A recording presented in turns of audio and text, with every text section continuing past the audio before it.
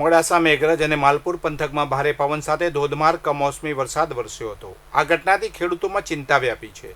જિલ્લામાં કળા ડિમાંગ વાદળો ઘેરાયા હતા અને ભારે પવન ફૂંકાયો હતો। મોડાસા શહેર ઉપરાંત આનંદપુરા કંપા, ખાલિકપુર, ટીમટોઈ, ઉમેદપુર, જીવણપુર સહિતના અનેક ગામોમાં તોફાની વરસાદ નોંધાયો હતો। આ કમોસમી વરસાદને કારણે ખેતરમાં વાવેલા પાકને વ્યાપક નુકસાન થવાની ભીતિ સેવાઈ રહી છે। ખાસ કરીને બાજરી, મકાઈ અને જુવાર જેવા પાકોને નુકસાન થવાની શક્યતા છે। હવામાન વિભાગની આગાહી વચ્ચે સાબરકાંઠા જિલ્લામાં વાતાવરણમાં પલટો આવ્યો હતો। હિંમતનગર સહિત આસપાસના ગ્રામ્ય વિસ્તારો અને પ્રાંતિજના મજરા પંથકમાં કમોસમી વરસાદ નોંધાયો હતો।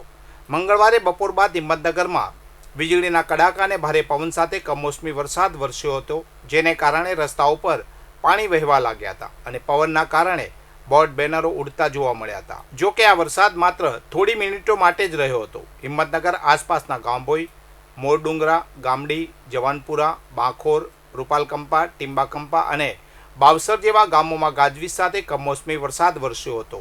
આ ઉપરાંત હિંમતનગરના રૂપાલ અને રાયગઢ પંથકમાં પણ છૂટાછવાયા વરસાદી ઝાપટા પડ્યા હતા। મહેસાણાના તાવડિયાના ગ્રામજનોએ પણ મનપાની આગામી ચૂંટણીનો સંપૂર્ણ બહિષ્કાર કરવા ગામમાં બેનર લગાવ્યા છે। આ બેનરમાં લખવામાં આવ્યું છે કે કોઈપણ રાજકીય પક્ષને પ્રચાર માટે પ્રવેશ ન કરવા સ્પષ્ટ ચેતવણી આપવામાં આવી છે। આ વિરોધનું મુખ્ય કારણ નવા સૂચિત રિંગ રોડ, ઇન્ડસ્ટ્રીયલ ઝોન અને ટીપી સ્કીમ હેઠળ ખેડૂતોની મહામૂલી જમીન ગુમાવવાનો ભય છે। ખાસ કરીને 80 મીટરના રિંગ રોડને કારણે અનેક ખેડૂતોના પાણીના બોર અને પિયતની લાઈનો નાશ પામશે, જેની સીધી અસર ગામના લાખો લીટર દૂધના ઉત્પાદન પર પડશે। ગામના સ્થાનિક ફુલજીભાઈએ જણાવ્યું હતું કે ગામની નજીકમાં બિલકુલ બાયપાસ જોઈએ નહીં। અમારા ગામની જમીન જાય એમ છે અને ખેતીનો વ્યવસાય પડી ભાંગે એમ છે। કોઈ પાર્ટીને ગામમાં આવવા દેવાના નથી, એટલે અમારે ચૂંટણીનો પૂરો બહિષ્કાર છે।